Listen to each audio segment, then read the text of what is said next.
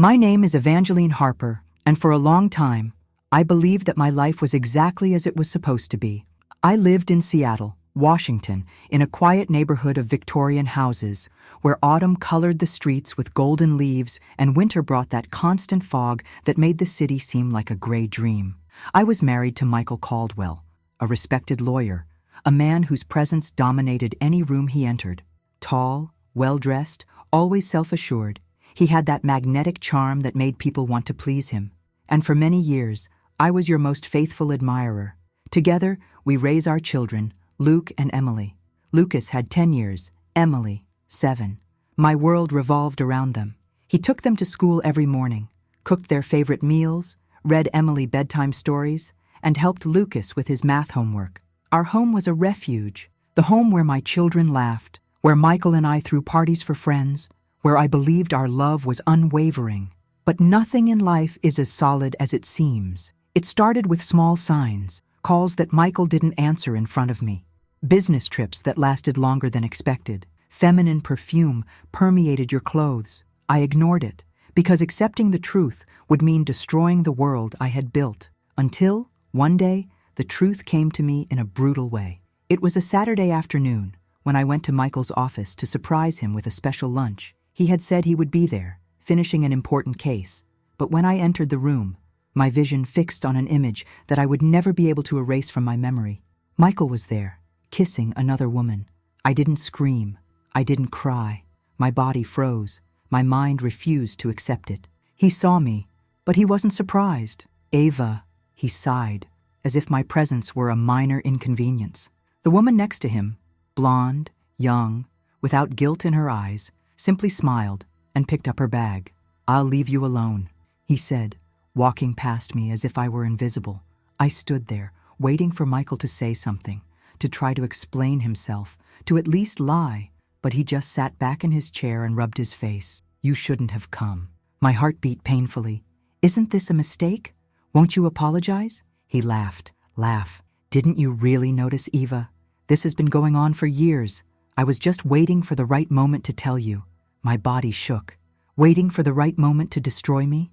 Michael was silent for a moment and then stood up, straightening his shirt cuffs. "I fell in love with someone else. I didn't want you to find out like this, but it happens." I couldn't breathe. "And our children?" He shook his head. "You will continue to be their mother. But we both know this marriage is over." I left there devastated. I spent weeks trying to understand, trying to find a reason. How could someone who claimed to love me do this? What was wrong with me? But I had no idea that the worst was yet to come. One day, after a custody hearing, Michael sent me a cold message. "The children are with me. Don't look for them." I panicked. I called him. No answer. I called the school. They said Lucas and Emily hadn't shown up. He had taken them. Where? I didn't know. Forever, I feared. When I realized that my children were gone, I felt my heart stop. It was as if all the air had been ripped from my lungs, leaving only a cold, suffocating void. I ran to the police station, begging for help. My ex-husband took my children. He kidnapped Lucas and Emily. The policeman behind the counter gave me an impassive look. "He's the father, ma'am. You have the right to see them." But he didn't tell me where he took them. "He's gone." The officer sighed and typed something into the computer. "He has not committed any crime if he has joint custody. If you want to file a report, we can do that. But we cannot open a formal investigation without evidence that children's safety is at risk."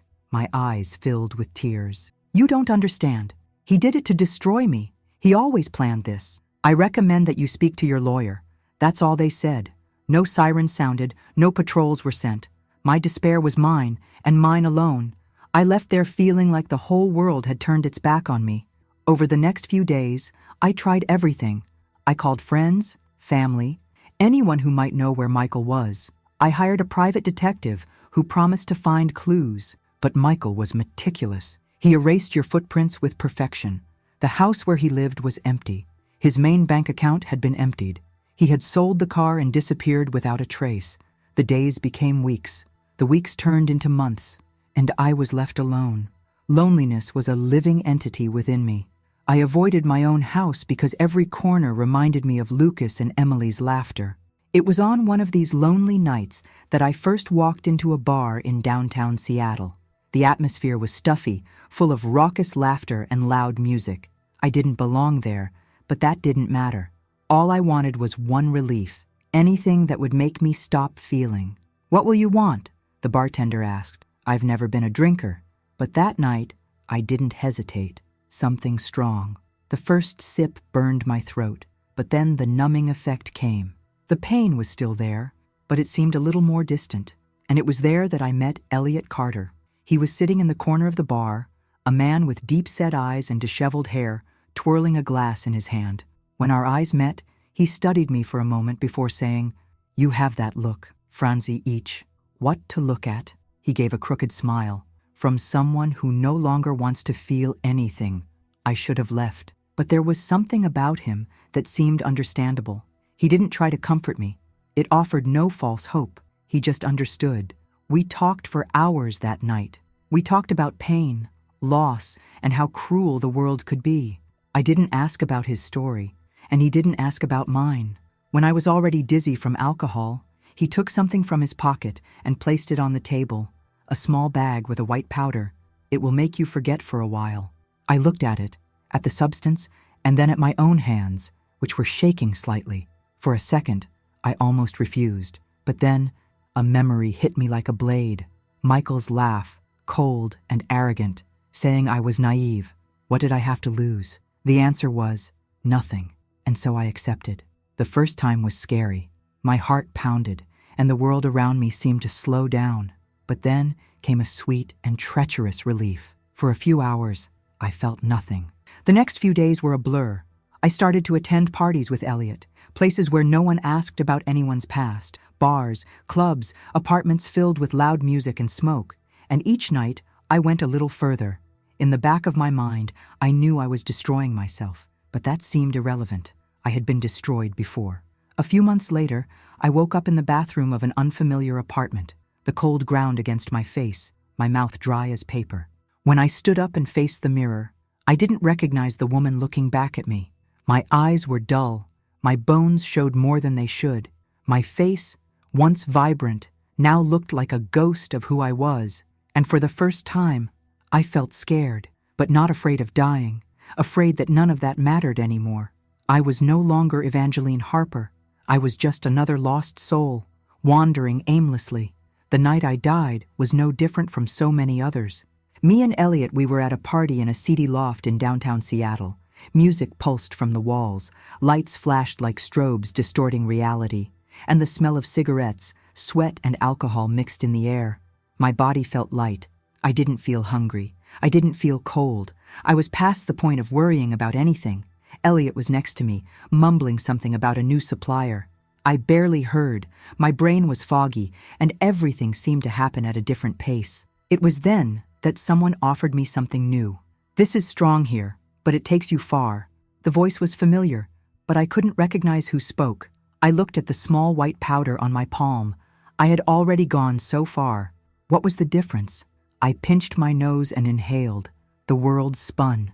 The ground slipped away from beneath me, and a ringing filled my ears. My heart beat fast, too fast, and my breathing became erratic. I felt my body fall backwards. Was the ceiling moving away? Or was I moving away?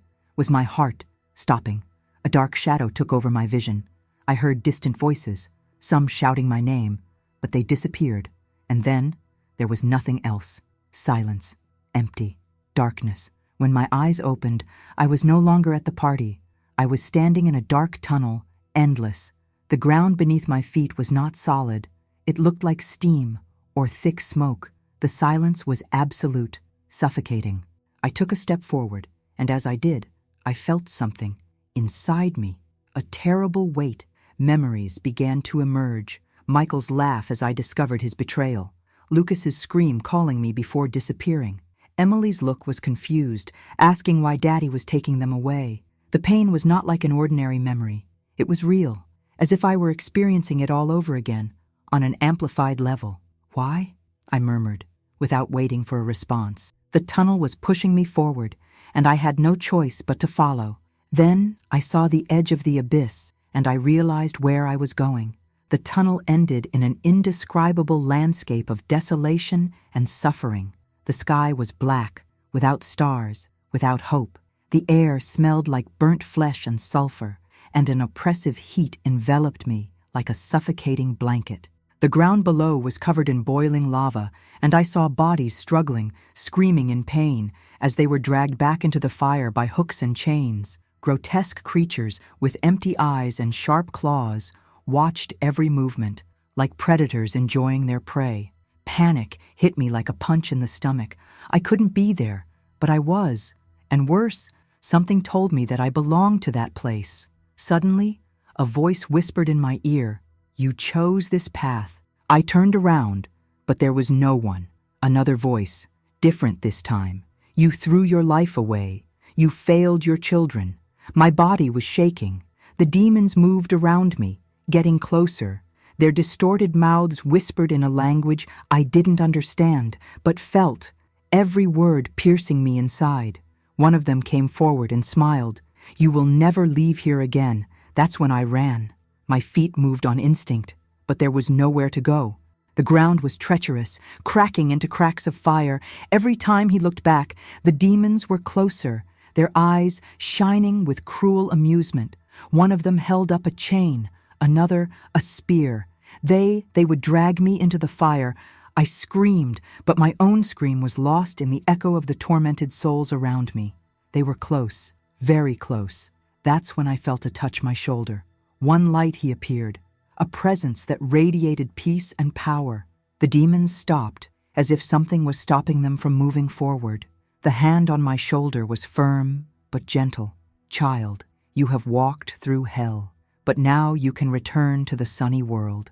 The voice was soft, but it carried an authority that no creature of darkness could challenge. I felt my body levitate, as if she were being pulled away from that place. The last thing I saw before the light completely enveloped me was the expression of the demons. Anger, hatred, but also fear. The darkness disappeared, and the pain was gone. My body floated towards something indescribable. A welcoming warmth enveloped me, and for the first time in years, I felt a peace I never thought possible. When my eyes opened, I was in a garden of impossible colors, surrounded by a pure blue sky, and there, before me, was someone I never thought I would see again, my grandmother. She smiled. "We never stop praying for you."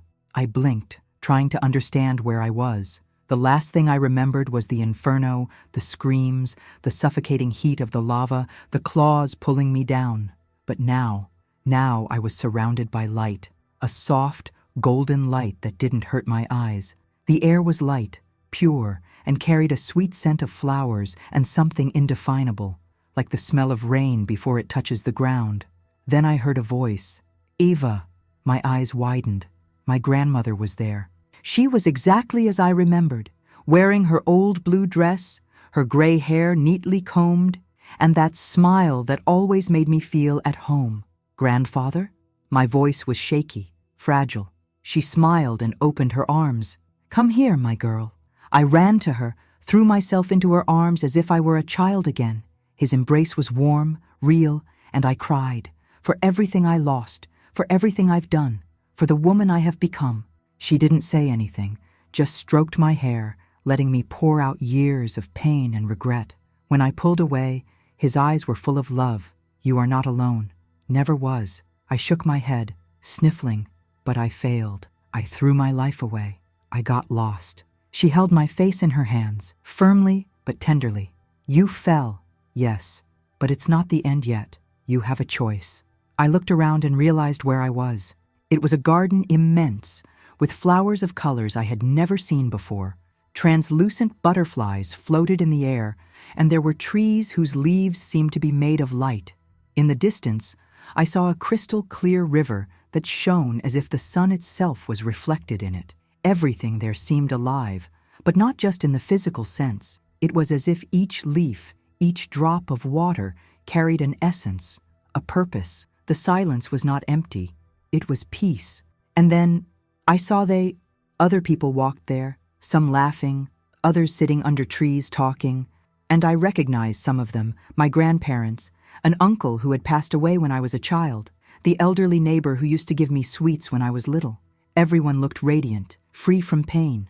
My grandmother held my hand. This is a glimpse of what lies beyond the pain, of what is eternal. Tears ran down my face. I want to stay here. She smiled. I know, my girl, but it's not your time yet. My chest tightened. I don't want to go back. There's nothing for me there. I lost everything. My grandmother looked to the side, as if expecting someone. It was then that he appeared. The presence I felt before seeing him was overwhelming. Love, compassion, peace, everything radiated from him like a sun that didn't burn but warmed the soul. He wore a simple white robe, and his eyes were unlike any look I had ever seen on earth. They were eyes that knew everything about me, every mistake, every pain, every thought darker. And even so, there was no judgment there.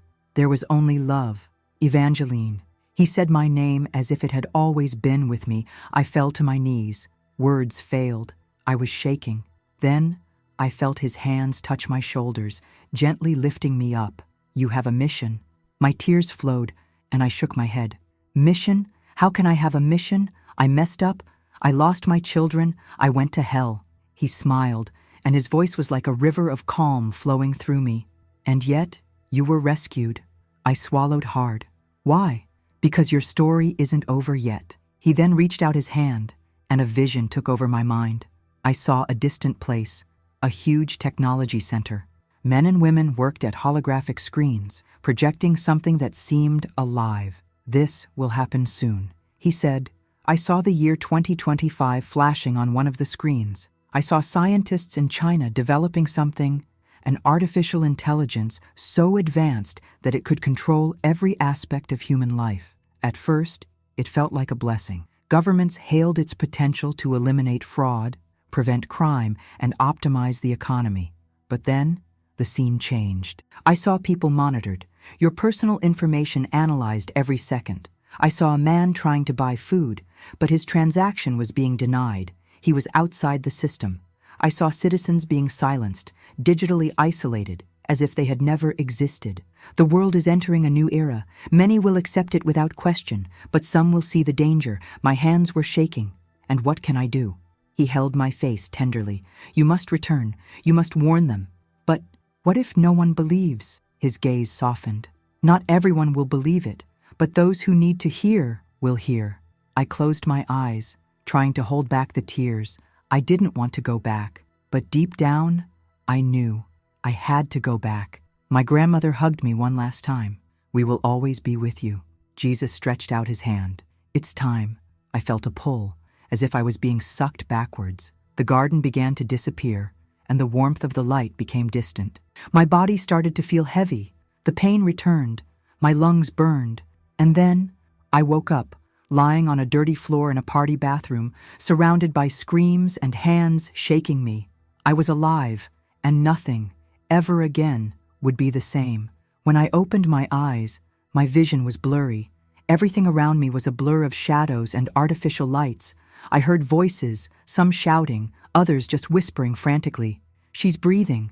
My God, she's back. My chest rose and fell with difficulty, as if each breath was a battle. I felt my heart beating wildly, still dragging me back to reality. Evangeline, can you hear me? An intense light was pointed at my eyes. I blinked, trying to shake it off, but my body felt heavy, strange, painful. Reality slowly adjusted. I was lying on the floor of a filthy bathroom. The door was open, and a group of people, strangers and acquaintances, looked at me with mixed expressions of horror and relief. Elliot was kneeling beside me, his face pale and his eyes wide. Jesus, Eve, I thought you died. You took. I meant, but my throat was too dry to utter any words. Then the pain arrived. It was as if my body was waking up after being frozen. Every muscle throbbed, every joint burned. My stomach churned violently, and before I could stop myself, I vomited into my own arm. People backed away, some making disgusted expressions. I closed my eyes, feeling a heat of shame and despair consume me. What was I doing with my life? Paramedics arrived minutes later. I heard words like overdose, shock, miracle, but the only thing that echoed in my mind was the vision I had received. The inferno, the paradise, a mission that was given to me. The impact was so great that, for the first time in years, I felt afraid to continue on the path I was on. I spent 3 days in the hospital. When I woke up, my mother was beside me, holding my hand tightly. His eyes were swollen from crying. "Evangeline, what happened to you?" Tears ran down my face. I didn't have a simple answer. The doctor entered the room, analyzed my exams, and said, with a tone of disbelief, "You were lucky." His heart was stopping. The amount of substances in his blood should have been lethal, but somehow, you came back. I went back. But for what? The following days were difficult. I needed myself detoxify. The pain was real, raw. Addiction does not let go of its prey easily. My body trembled, sweated, begged for the substance that had previously anesthetized me. But now, I wanted to feel. For the first time, I wanted to live. I managed to get into a rehabilitation program. My days became filled with therapy, silent prayers, and attempts to rebuild my life. Evangeline Harper, who once existed, I had to face my mistakes, forgive myself, and most importantly, decide who I wanted to be. And, in the midst of it all, one thing still burned inside me: my children. Years passed. I was sober, working, slowly rebuilding my life, but the hole inside me never went away. I tried to find them, but each clue led to a dead end. Michael had done a perfect job of disappearing from the map, until one day, everything changed. It was an ordinary morning. I was drinking coffee in a cafe when my cell phone vibrated. A notification, friend request on Facebook. The name made me choke on my coffee. Lucas Harper. My hands were shaking as I clicked on the profile. The photo was of a young teenager, eyes I would recognize anywhere. My son. My heart raced, and then a message appeared. "Mom? Is that you?" I clutched the phone to my chest, feeling the tears roll down my face. After so many years of darkness, after so many struggles and falls, I would meet them again, and this time, I would never let them get away. The reunion with Lucas and Emily, it was one of the most exciting moments of my life. I cried when I saw them for the first time after so many years. They had grown so much. Lucas, now a teenager, still had that attentive, serious look. Emily, who I left as a little girl, was now a vibrant young woman, full of questions and bottled-up resentments. "What took you so long, Mom?" Emily asked, tears running down her face. I had no words. There were no justifications that could erase the lost time. But I promised, right there, with my voice breaking and my heart heavy, I will never abandon them again. Never again. The following months were intense. I tried to make up for lost time, learn who they were now, rebuild the love that still existed between us. I had a new purpose, to be the mother they needed, but fate wasn't finished with me yet. In 2011, an unexpected event would put my faith in my life to the test again. And this time, it wouldn't just be a battle against myself, it would be a battle against the earth itself. With my life back on track, I started working as a freelance translator. My work allowed me to travel, and a unique opportunity arose. A temporary contract in Japan. I hesitated. Leaving Lucas and Emily, even for a short time, was something I deeply feared, but they encouraged me. "It'll be good for you, Mom. You've been through so much. Maybe you need to breathe a little," said Lucas, now with a deeper voice than I remembered. Emily hugged my waist. "But come back soon, okay?" I smiled and kissed her forehead. "I promise." And then, I left for Japan. Little did I know that trip would change my life forever. Yet again. Era March 11th, 2011. I was in Fukushima, working in a small office when the world started to shake. At first, it seemed like an ordinary tremor. Japan has always had earthquakes, but in a few seconds, everything exploded into absolute chaos. The walls creaked, the windows burst, shelves toppled, computers slid off tables. The ground beneath my feet felt liquid, swaying as if I were on a boat during a storm. "Earthquake! Get out now!" Someone shouted in Japanese. But before I could move, the entire building shook violently. The ceiling began to collapse. Glass shattered in the air like flying blades. I ran, but something hit my head. The vision became blurred, and then the floor gave way. I was swallowed by darkness. When I regained consciousness, everything was silent. I was lying on my back, unable to move. The air was heavy with dust. Something was crushing my leg, a fallen beam. I tried to breathe, but the pain shot through my body like an electric shock. I was taken, and alone. Only small beams of light passed through the wreckage. I could hear, in the distance, muffled screams, sirens, the sound of things falling apart. Help! I tried to scream, but my voice was weak. Panic began to grow. Nobody knew I was there. No one would find me in time. The pain became stronger. My breathing became difficult. My body was giving up. And that's when I felt the light again. This time, there was no tunnel. There was no hell. Just a deep sense of absolute peace. The voice I heard this time was not Jesus. Era, the voice of God. She didn't come from outside, but from inside me. The world follows its own laws, Evangeline.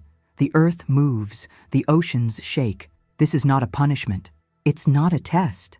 My heart calmed down. But why am I here again? I murmured, my consciousness wavering. Because you still have something to do. Your mission is not over yet. But what should I do? You already know. And then, everything disappeared.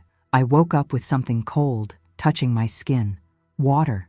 I looked to the side and saw a broken sprinkler, dripping slowly onto my hand. It was the only thing that kept alive. I didn't know how much time had passed. My body was weak, but I wouldn't give up. I started scratching at the debris around me, trying to move. Every inch was agony, but I had to survive. After what seemed days, I heard voices. There's someone here. Hope was rekindled. Flashlight lights passed through the rubble. Strong hands began to remove the chunks of concrete around me, and then finally, I saw the sky again. They pulled me out, and the first thing I did was take a deep breath of cold, pure air. I was alive, again, and I understood that it wasn't by chance. Back at the hospital, as I was recovering, I looked out the window and saw the sky over Japan, still filled with smoke and dust from the destruction. The world followed its own rules. Disasters happened, tragedies came and went, but my mission was not to avoid the inevitable. It was to help those who, they didn't see what was coming. I was no longer just Evangeline Harper, the broken woman. I was Evangeline Harper, survivor, and my mission just started. After my recovery, I returned to the United States. The flight back was one of the most reflective moments of my life. As I watched the clouds through the small window of the plane, the voice I heard during my near-death experience still echoed inside me. You already know what you should do. But what did that mean? I knew that surviving death twice was no coincidence. I knew that those visions of inferno, do paradise, yes, prophecy about the future, were not just illusions of a dying mind. But how could I warn the world about something so big? Who would believe me? Lucas and Emily were waiting for me at the airport. When I saw my children, I ran to hug them. I had to stay alive for them. But I also knew I had a greater purpose. Months later, I started to notice the signs of what was shown to me in paradise. Technology advanced at a frightening speed. Companies Chinese were developing artificial intelligences increasingly powerful. The headlines said things like, China advances in the development of AI capable of predicting crimes before they happen. Chinese government implements new social scoring system based on artificial intelligence. The rise of AI, the future of global digital control. My eyes scanned the news, and a chill ran down my spine. Era exactly what Jesus had shown me. Little by little, I realized that it wasn't just about technology. It was about control. People were being monitored, classified, their actions analyzed by machines. Banks, governments, large corporations. Everyone was beginning to adopt interconnected systems, where anyone who was outside the system would simply cease to exist. What if this spread? What if, one day, no one could step out of line anymore without consequences? The beginning of what could be a dystopian future. And I realized my mission was to warn. At first, I tried to talk to the people around me. I told some friends what I had seen. Evangeline, you have had enormous trauma. Maybe I'm just seeing connections where none exist. AI is not bad. It can be used for good. You are exaggerating. They didn't understand. I saw the fear in their eyes, but no one wanted to admit it. The people, they don't want to believe something like this could happen. They want to feel safe. They want to believe that the government and companies will always have good intentions. But I knew the truth. One day, while walking the streets of Seattle, I passed a large screen on the facade of a building. The advertisement showed a new system of global digital identification. integrated with AI assistance and facial recognition. The artificial voice said, "A safer world starts with a more monitored world." The crowd around me didn't even seem to notice. People were slowly being conditioned to accept a system of control, and they didn't even realize it. At that moment, a decision formed within me. I would not be silent. I wasn't a famous writer. She wasn't a speaker. But I could tell my story for those who were willing to listen. I started talking to small groups. I shared my experiences without fear of judgment. I talked to people in recovery, single mothers, people who felt like something was wrong with the world, but they couldn't say what. And to my surprise, some people listened. "Did you see this before it happened?" I always felt like something strange was happening, but I never knew how to put it into words. What can we do to stop this? And then I realized my job was to plant the seed. I could not change the destiny of humanity alone, but I could help those who want to see. Jesus said to me, "Not everyone will believe it, but those who need to hear will hear," and that's what I did. I lived to tell my story, and I knew that in the end, the truth always finds those who are looking for her. I knew my life would never be the same after what I saw. It wasn't just about survival. It wasn't just about rebuild my family. It was about something bigger. I spent years looking for purpose in all the wrong places, trying to numb the pain with substances and escapism. But now, for the first time, I knew who I was and why I was here. The revelation I received in paradise, it wasn't an empty warning. The world was changing before my eyes, and yet, most people didn't see it. I didn't want to see. They were trapped in the illusion of security, in the promise of a digitalized, connected, efficient future. But I knew what was behind it. I knew that the real price of this security was freedom. And my mission was simple: alert those who still had time to awaken. I'm not a spotlight woman. I didn't write books about my experience. I didn't give talks in large auditoriums. My mission has always been more discreet. I spoke who wanted to listen. I helped those who felt the weight of the world changing, but they couldn't explain why. I went to live more simply, more connected to real life, away from the excess of technology, away from the digital chains that began to close around people without them realizing it. And little by little, I found others like me, people who understood what was happening, who saw the change before it was too late, and together we began to prepare. One night, while meditating in silence, I felt a familiar presence, the same peace, the same heat. I closed my eyes, and then I heard his voice again. "You have done well, my daughter." Tears ran down my face. "But there is still so much to do, and there always will be. The world will go your way, and many will not listen. But you did your part, and it will continue to do so." I sighed deeply, feeling a calm that I hadn't felt in a long time. I just wanted to know if I did enough. And then he answered me, "It is not enough to change the destiny of the entire world. It's enough to change one heart at a time." And at that moment, I knew. I finally found peace. Peace, not because the world had changed, but why I had changed. I am no longer the woman I once was. I'm not perfect, but I am book. Today, I live my life away from excesses, away from distractions. My children grew up knowing the truth. I taught them to think for themselves, questioning the world, valuing what really matters. I taught them that freedom is not just a right, it is a divine gift. And now, I do what I can. I'm not a hero. I'm just a woman who has seen too much to remain silent.